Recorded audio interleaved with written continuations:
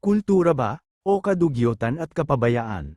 Hindi tama na sabihing kultura ng ibang lahi ang paggawa ng tinapay na wala sa kalinisan. Ang kalinisan sa paggawa ng pagkain, kabilang na ang tinapay, ay isang universal na pamantayan na dapat sundin ng lahat, anuman ang kanilang lahi o kultura. Ang mga pamantayan sa kalinisan sa paggawa ng pagkain ay hindi nakabatay sa kultura o lahi, kundi sa mga regulasyon sa kalusugan at kaligtasan ng pagkain. Responsibilidad ng bawat individual at negosyo na nagpo-produce ng pagkain na sundin ang mga pamantayang ito upang maiwasan ang kontaminasyon at sakit. Bagamat may iba't ibang paraan ng paggawa ng tinapay sa iba't ibang kultura, hindi nito dapat ikompromiso ang kalinisan at kaligtasan ng pagkain. Ang mga pahayag na nag-uugnay sa isang partikular na lahi o kultura sa hindi malinis na paggawa ng pagkain ay hindi makatarungan at maaaring humantong sa diskriminasyon.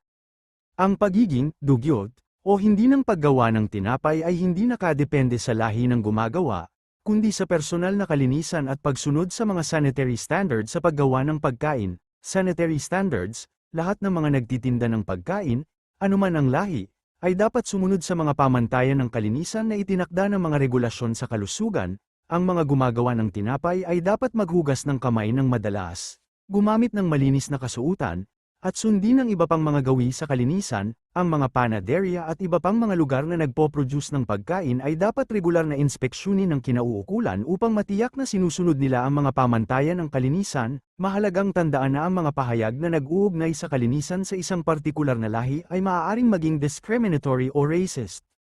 Ang kalinisan sa paggawa ng pagkain ay ipinatutupad sa buong mundo, kaya huwag idadahilan na kultura namin ito.